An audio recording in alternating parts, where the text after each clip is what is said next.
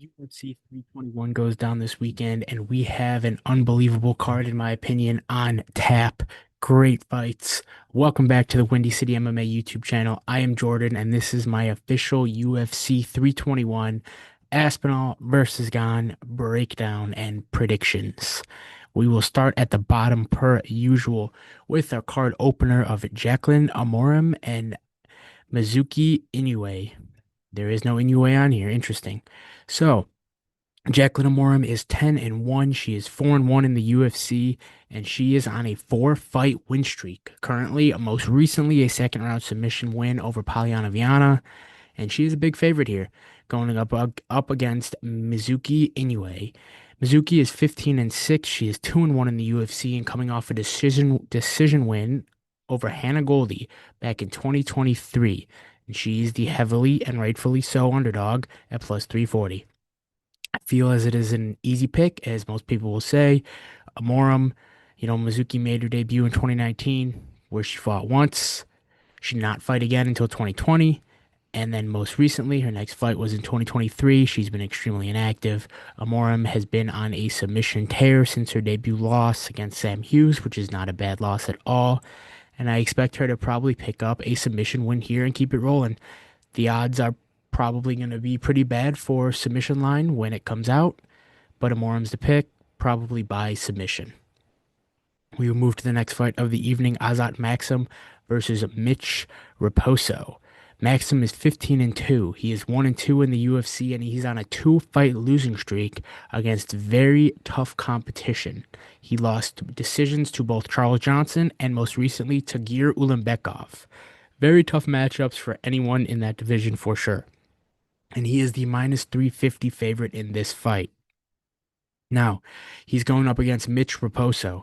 Raposo is 9-3. He is 0-2 in the UFC, with both of those losses coming by split decision to Andre Lima and Suma Djordje. And he is the plus 280 underdog in this fight.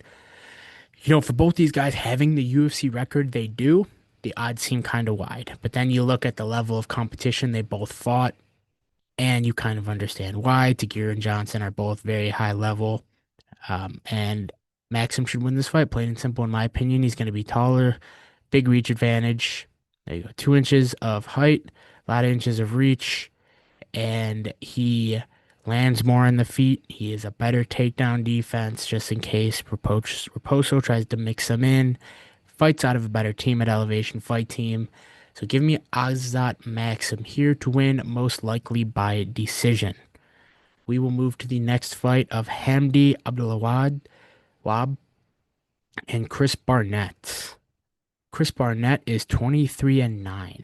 He is 2-3 in the UFC and coming off a first-round knockout loss to Kennedy Ezenchukwu over a year ago, or just about a year ago, I should say. He is the plus 285 underdog in this fight, going up against Hamdy Abdelwahab. Hamdy is 4-1, says 6-1 there. Don't know why. 1-1 in the UFC, and he's coming off a decision loss to Muhammad Usman.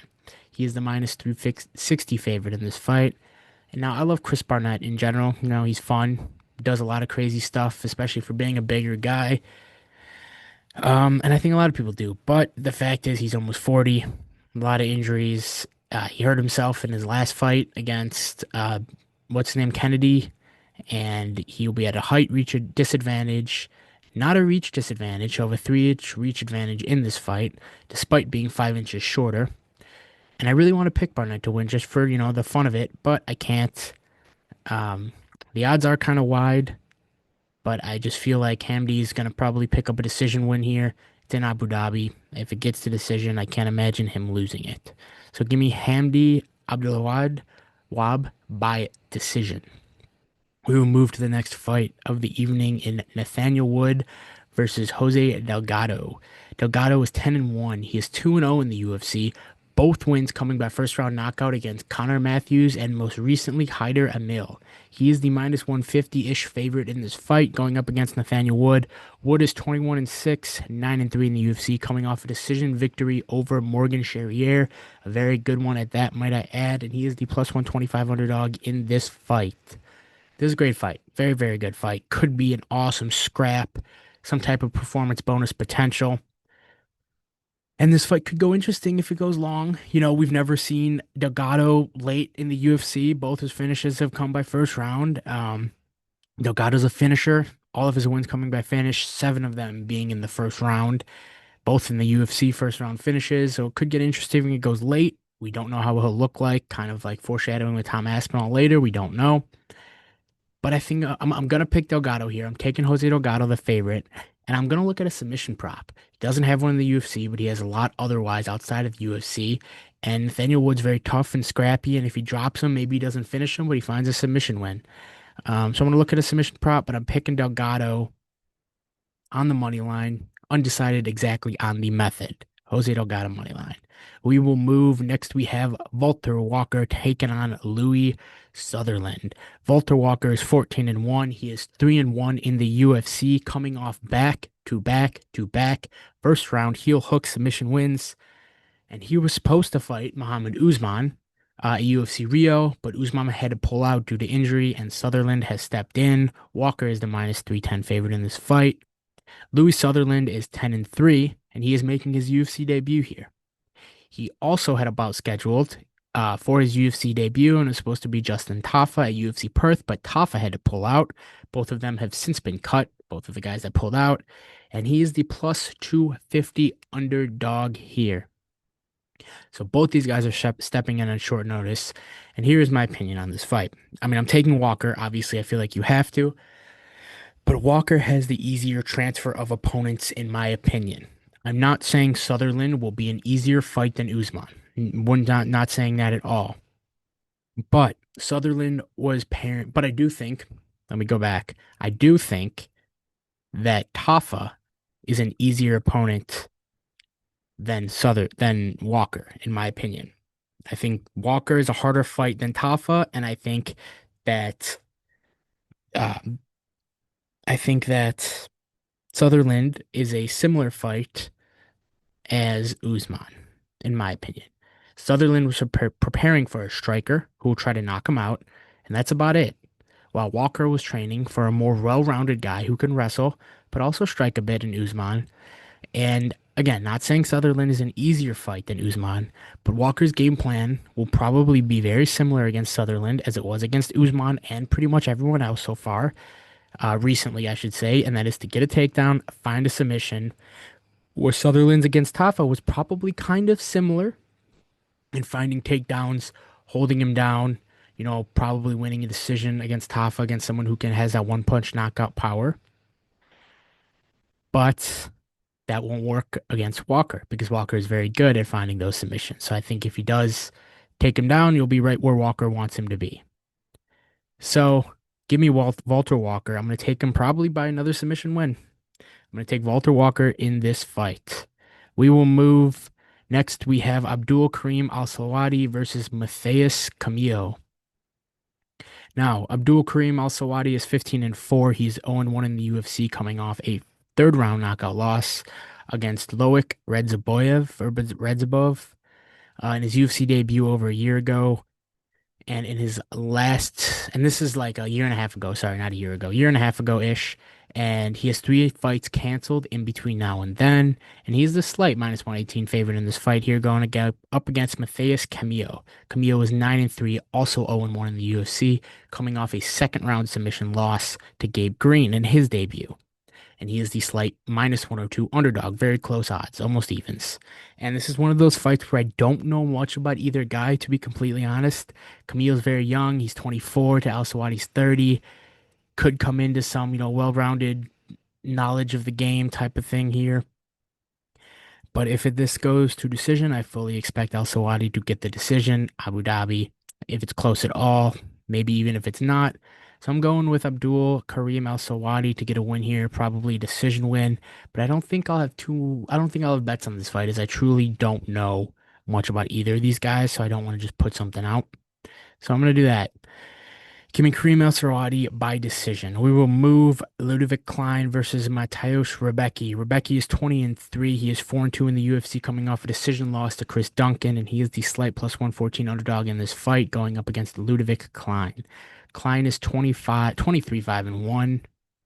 7-3-1 in the UFC, coming off the decision loss to Mateusz Gamrot, and he is the minus 135 favorite in this fight. Klein was on a little bit of a tear before the Gamrot loss. He was 6-0 with one draw over his last seven before that. And Rębecki, on the other hand, is a dog. I was very surprised with his performance against Orobai. And obviously he's coming off that loss to Chris Duncan, but Chris Duncan is a dog. So I really don't know who to pick in this fight exactly. I don't have a strong read, but I'm picking Ľudovít Klein to win this fight. I think he can, make the damage, obviously wear on Rębecki, as he does wear damage pretty badly. Um, might get a little bloodied up. Ľudovít Klein could just probably touch him up as needed, and I think he could honestly find a knockout here. Rębecki takes a lot of damage, man. He takes a real lot of damage. So I'm going to take Klein by knockout. I don't think I'll have any bets in this fight, though. We will move to Ikram Aliskerov versus Jun Park. Ikram is 16-2. He is 3-1 in the UFC, coming off a first-round knockout win over Andre Muniz, and he is the minus 245 favorite in this fight. He's fighting the Iron Turtle, Jun Park, and Park is 19-6. He is 9-3 in the UFC, coming off a decision win over Ismail Nerdayev, and he is the plus 200 underdog in this fight. Plain and simple, kind of give me Ikram Aliskerov to win this fight. He lands a lot more on the feet, has that 100% takedown defense, but can wrestle himself if needed, and he has the KO power to put people out. Park's only been KO'd once because he is very tough. Park is very tough, but I have a suspicion it might happen again. Taking Ikram to win, and I'm gonna look at what the KO odds look like. I'm gonna hope that those odds are kind of wide, just because Park does not get knocked out often. He's only been knocked out once in his MMA career, so I'm gonna kind of look what those odds are, and if they're in the plus 200, plus 250 range, might have to take a look at that Ikram by knockout prop. We'll see, but I'm taking Ikram Aliskerov on the money line for sure. We will move to the feature prelim. We have Nasrat Haqparast versus Quillan Salkilld. Now, Nasrat is 18-5. He is 10-4 in the UFC. He's on a 5-fight win streak. Most recently, split decision win over Esteban Rivovics. He is the slight dog here at minus 105, going again up against Quillan Salkilld. Salkilld is 9-1. And he is 2-0 in the UFC, coming off a decision win over Inoue Shmooze, and he is the slight minus 115 favorite. I'm a little bit surprised that Salkilld is the slight favorite here. I think the odds might be moving around a little bit, but I am a little bit surprised he is the favorite. Salkilld won his debut against Andrew Dubli, who isn't that good, in a normal, whatever. So it isn't crazy impressive, his knockout win. But he beat Shmooze, Shmooze, who I think is actually pretty decent, pretty good, well-rounded, and I think Salkilld can do everything as well. And he kind of proved it with his wrestling in that fight. Nasrat does have good takedown defense, but honestly, I think Haqparast could have lost his last two fights, won them both by split decision. I think he could have lost. If it does go to a close-ish decision, it's in Abu Dhabi. I can't imagine them not giving it to Nasrat.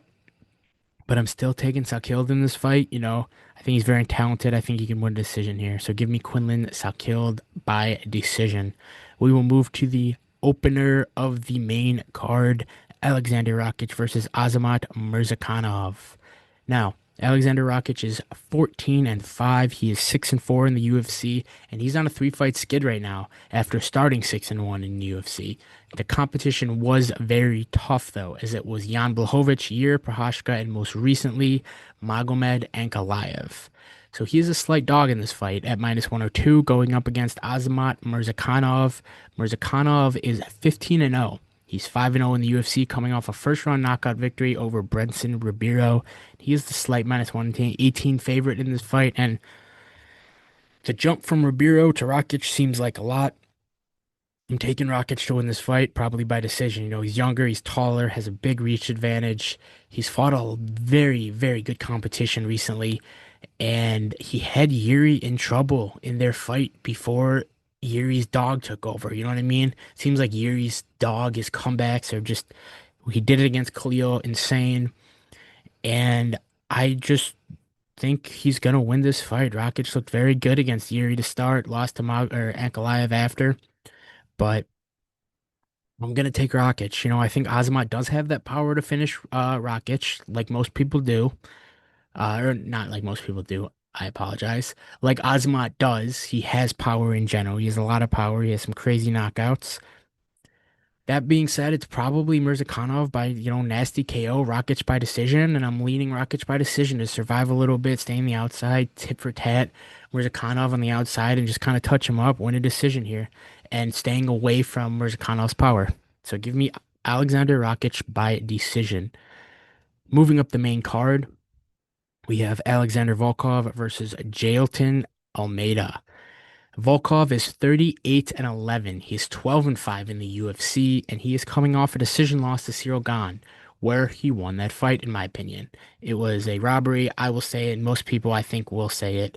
And he is the plus 190 dog in this fight, going up against Jailton Almeida. Almeida is 22 and 3. He is 8 and 1 in the UFC, coming off a first round TKO victory over Sergey Spivak, and he is the minus 230 favorite here. I really want to pick Volkov to win this fight. I like him a lot in general.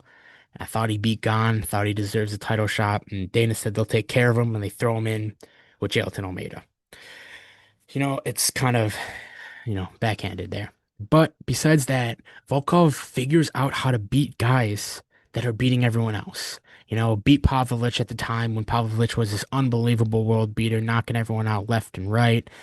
Beat Gane, in my opinion, and most people's, when Gane was beating everybody else. But I'm picking Jailton Almeida to win this fight. This is probably a title eliminator if they don't go to Alex Pereira, which, I kind of think they will. They should at least, especially if Aspinall wins. Um, he wants those three belts. Aspinall versus Pereira would be an unbelievable fight, but we'll see what happens with that. But I'm gonna go with Jailton Almeida here. He's been on a tear. I don't know if Volkov has the power to put Almeida out like Blades did with those hammer fists. I don't think he does. He's just really crafty. So give me Jailton Almeida to win probably by decision. Moving up the card, we have Umar Nurmagomedov versus Mario Batista.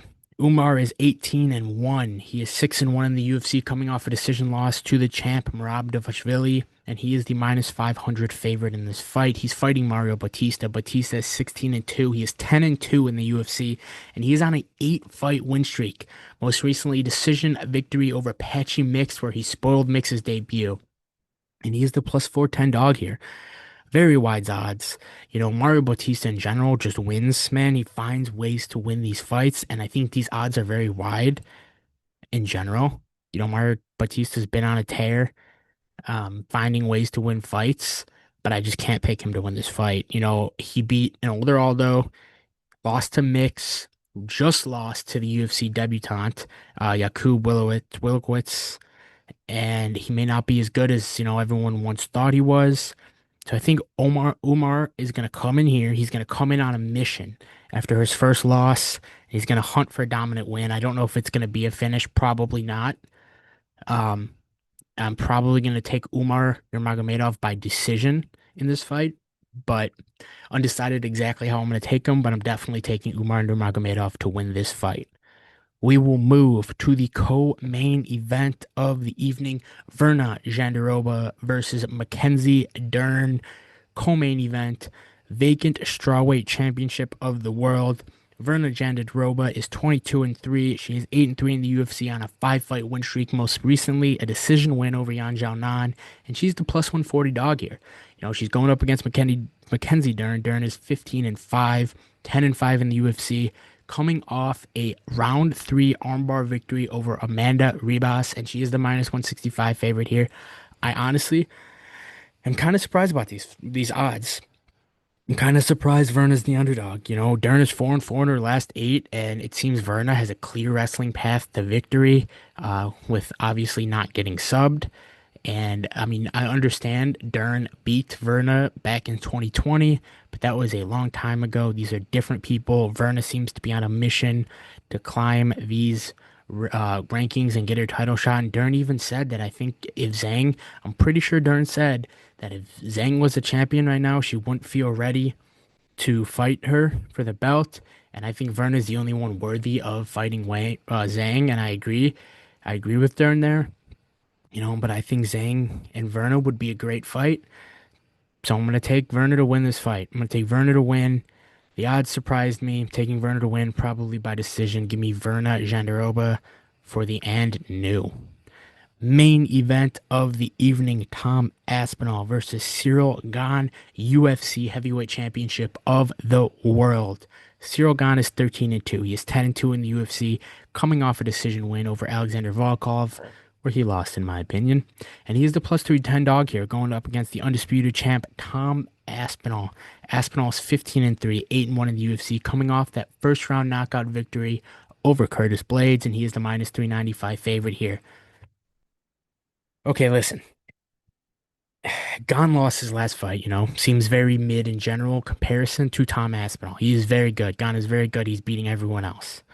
But this just feels weird. No, I mean, Gon keeps getting title shots. And like, why? It seems weird. It seems very weird. There's zero shot in picking Gon, but it just seems weird. Tom Aspinall, we know he has not been tested in the later rounds. He keeps finishing people so quick, and it worries me that if it does go later, he may lose in those rounds or just lose those rounds in general and lose a decision. But we truly don't know because Aspinall has been out for so long. He's finishing people so quick, well over a year. He's waiting for Jon Jones. Jon Jones retires, but he's finally back. Tom Aspinall is finally back. It seems like he has been training a lot. It seems like he is in great shape and he has been staying ready. So I'm taking Tom Aspinall in his first official undisputed title defense, taking on that Tom Aspinall. I really hope he runs through Cyril Gane here, man. I really do. Yeah, give me Tom Aspinall. Hopefully by finish, quick finish. Or even, late finish. Late finish would be cool, man. I would enjoy seeing this fight go longer and kind of proving that Tom Aspinall does have the ability to do that. But we'll see. I'm not too sure. Give me Tom Aspinall though. Thank you guys for watching. That was my official UFC 321 breakdown. I will see you next time. Good luck to you all. I will see you later.